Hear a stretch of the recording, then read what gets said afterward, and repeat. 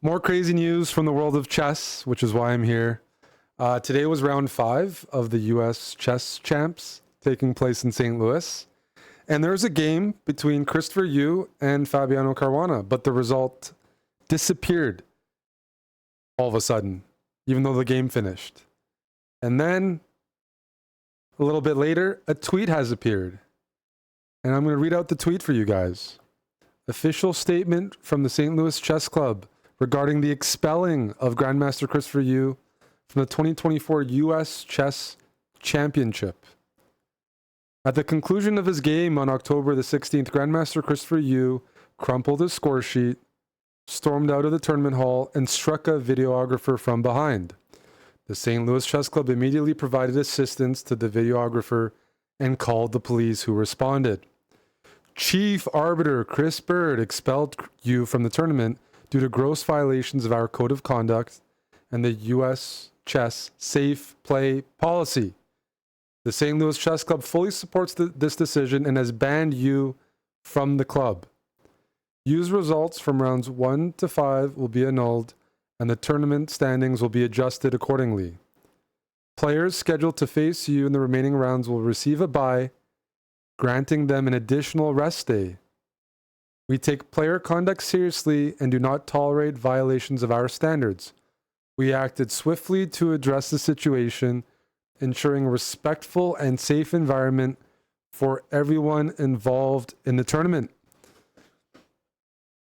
Holy smokes. This the chess world's been just getting crazier. I don't recall this ever. I haven't seen something like this before. And I wasn't watching the game live. So, first point, on Twitter, due to some investigation, the chief arbiter reports, I've seen the video of the assault on a female. Not that it matters. So, the videographer in question was a female. And now, I need to see what happened in the game to cause, this anger. So we're watching this clip from the St. Louis Chess Club channel. Yep. Rook Then D2. Oh, Then Queen D2. D2. Yeah, Queen D2. I think that's a force mate. It's during the game. Wow. We have to agree. So let's watch the force mate unfold. Not in my day, but rather back in the day, there used to be a rule in chess. We get a nice Yasser story. That Back the in my player day. would announce mate in 6. Checkmate in 6. Queen He A2. would say. That's the first step. And then the opponent, if the opponent It's just a dead loss could position. avoid the checkmate in 6 move, but last for the 7th move, he won. You won. He won. So today, nobody announces. That's a good story. The checkmates, but it sure looks like Fabi has worked out. It's a good thing those that's not a rule checkmating anymore. patterns that Christian, And that's and it. there they See the are. handshake. Okay, Very nice handshake. cooperation between the two bishops and the queen. Everything looks Fabulous. normal here. Fabi's running away with it, guys. +3. You know, and I was objecting to Ben Underwood's model I simulation. guess that AI, man. that No, it AI wasn't the knows AI. what It's they're his. It's talking his about. model. It said 64%, and look what. I think he's what his muttering to model came himself up with. a little bit. He's looking like a Nostradamus. Oh! By the way, is Did you that see 3 in a Christopher row? just- That's an instant replay here. Something happened in the score sheet. By the way, is Did that you see 3 in a Christopher row? just ripping? One more time. One more He's time. looking like a Nostradamus. Okay. By the way, is Did that you see 3 in a Christopher row? just ripping off? A bit aggressive, the but he's score sheet? frustrated. Arbiter's I know warning that him. feeling too. Yeah. Okay. Third. Just some frustration. Am I right? 3 consecutive victories in a row for Fabi. He just believe beat me. so. He beat me. He's got to sign the Yes, score he- sheet to yes, make he the did. result Yeah, official, he both started players. with those 2 draws, right? Started white score with sheet. a worst position against Hans. Saved that. Started with an almost winning position against Levon. Right. Did not win that. Right. And since then, He won with Ray He's- Robson. He's like a Swiss time machine. Okay, so that is the score sheet part, which is referenced in the St. Louis Chess Club tweet, right? That's referenced in the tweet. So the context we have is Christopher lost, kind of ripped the score sheet, and then he storms off and reportedly assaults a videographer from behind, who's a female. Other context, as far as I know, he's 17 years old, turning 18 in a couple of months. So a young guy, big chess prodigy. And I guess I'm curious about the game itself. Although that doesn't justify anything afterwards, but he was really, really upset from the game. So I assume maybe he was winning. He's playing white here.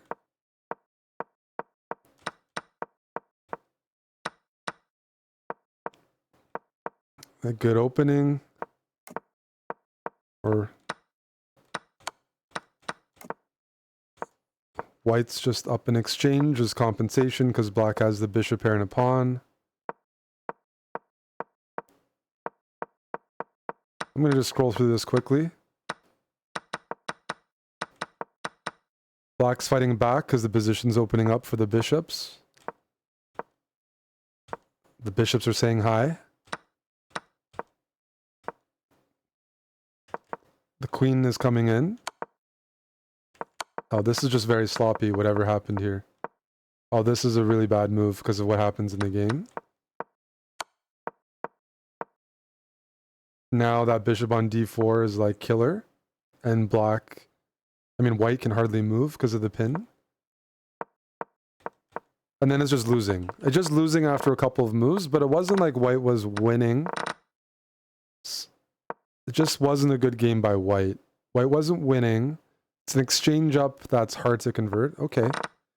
And look at the time. White's got 47 minutes. Fabi's got 15. So certainly some frustration from playing quickly in a position that's okay and just messing it up immediately when white wasn't under pressure. Just a couple really poor moves. It's a pretty poor game from white. The more I look at it, I'd say this is a pretty poor game from white. Black didn't make fancy moves at all. Logical moves, not hard to see. And gets a winning position right here very easily with the bishop pair and open lines. Just weaknesses everywhere in white's position on the diagonals. Okay, so we got the game context. Geez. Now, it's referenced in this tweet that there's a video of the assault. I don't have access to that. And so what we know is he's kicked out of the tournament, right?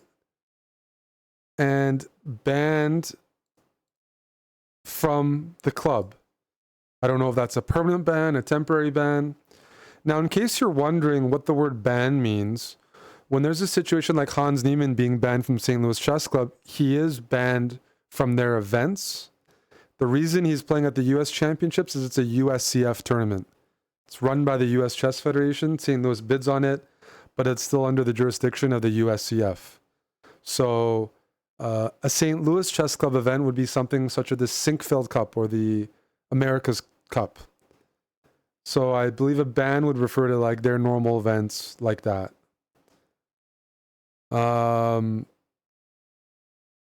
It hurts some of the players in the event that the results don't count. Now everyone is the same. So Fabi won this game and it's not counting. Now everyone just gets the same results, a bye. So everyone gets a free point, but the people that won, like Christopher Hughes is strong grandmaster, he's 2,600 plus. So he's certainly not losing every game and not going to, like the people that have already beaten him, that hurts them. that hurts him. So it definitely has big consequences on the tournament. You get a free day and a free point. You get more prize money. Everyone gets bumped up a spot, like a DNF in racing. But it definitely, certainly just changes the tournament completely. And then we just have to discuss the actual situation at hand, where Christopher must have snapped. He's a kid. I mean, he's under 18, I'll still say. I mean, Hans was also a kid during some of his incidents, reportedly, but like, it's not acceptable. Like, you know, there's types of chess rage. I'm known to rage from chess games online. Never raged in person, but usually when you rage at yourself. That's the healthier one. Just get upset at yourself, kind of like maybe even a tennis player smacking their racket, although that's not even as popular anymore either. But they mentioned the police showed up to the venue.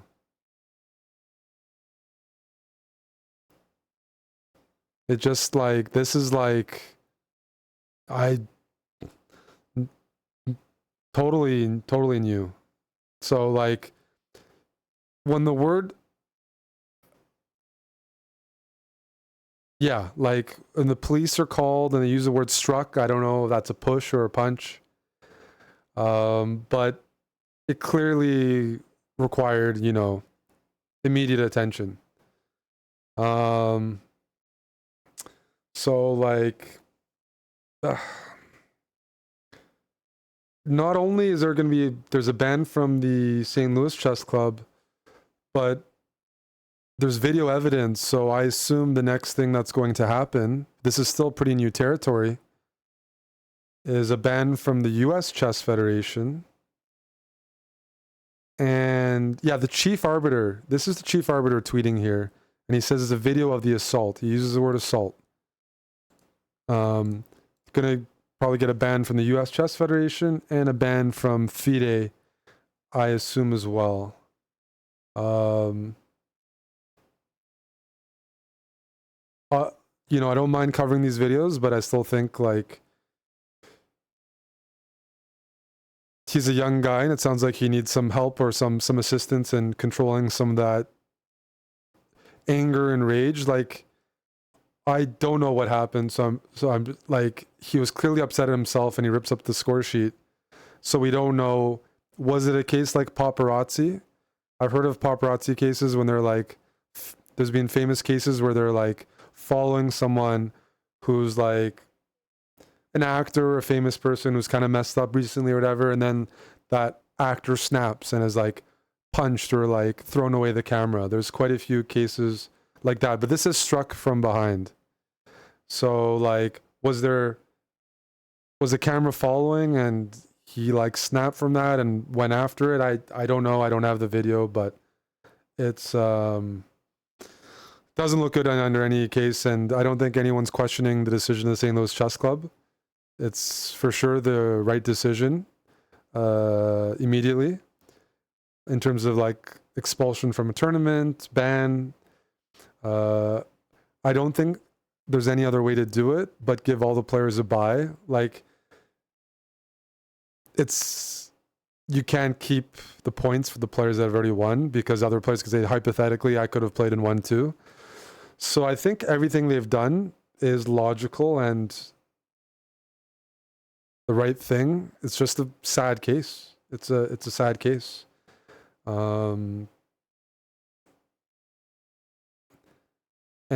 what I will say about this is I can't speak about this specific case. I don't know all the details, but a lot of chess prodigies are homeschooled or just start only doing chess from a very, very young age. And chess isn't a sport like a team sport in the NBA, NFL, where they provide you with, there's no mental health support. There's no people helping you like grow up. A lot of chess players, in my opinion, are pretty delayed or like catching up like in actual life situations. Like they don't know how to deal with certain things because they've just been playing chess. There's just not a lot of, you're just on your own little journey there, and you're just studying chess all the time. And that's why you hear about chess players going crazy or whatever stories. Like, there's imbalance from the environment a bit. I think that's at least it's a very reasonable possibility. There's no therapists, team support, coaches in that area too much. There's not the resources for that. And yeah, you're just doing chess and homeschool a lot. I think it can happen. I'm not surprised that we're seeing a bit more of that. I think that's one of the downsides of like only doing chess. I mean, to get really good at something, you have to make sacrifices, but I certainly know quite a few strong players that I think are a little bit crazy. And so I'm not trying to use it in a fully negative way. It's just like not really put in an environment or have the opportunities to like learn to deal with certain situations. But definitely, it definitely looks like, like in other sports, there's been lots of cases of rage and things like that, but usually you try not to do it to other people. But hopefully he gets some help. That's all. And hopefully the videographer's feeling better. But that's just my opinion on like a lot of the like younger players. It can happen. Like just in chess, like we just don't have the discussions very much about. I'm not saying, if you're homeschooled or you only do chess, you're gonna lash out more often or not. Just there isn't a support system, or like you don't have a big internal team around most of the time. It can be, if you've read books, biographies, heard some players talk, they can talk that it can be pretty lonely and depressing, and it's a very result orientated profession without a big safety net.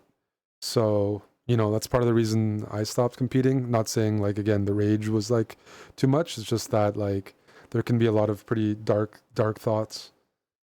But clearly from the video initially, he's upset at himself. And anyways, that's tough. I think I think St. Louis did everything they could. You can't really prevent these situations from happening.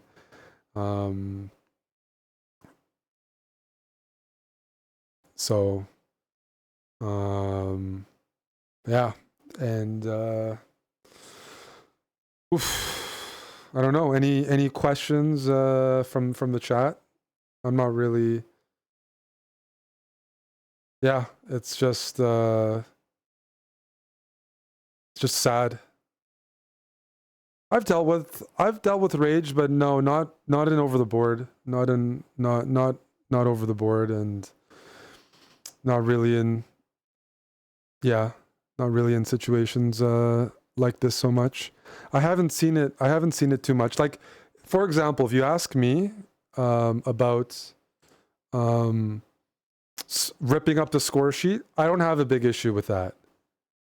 I'm not surprised more people haven't ripped up their score sheets in general. Like, in terms of getting really angry, I'm watching baseball playoffs right now. Some of the pitchers, after they have a bad outing, have gone into and just trashed the dugout a little bit. That happens. Nobody bats an eye.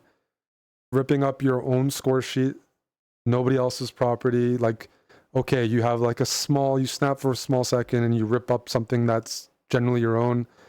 That doesn't really bother me. You see that these are like extremely competitive people, and this is, a young man.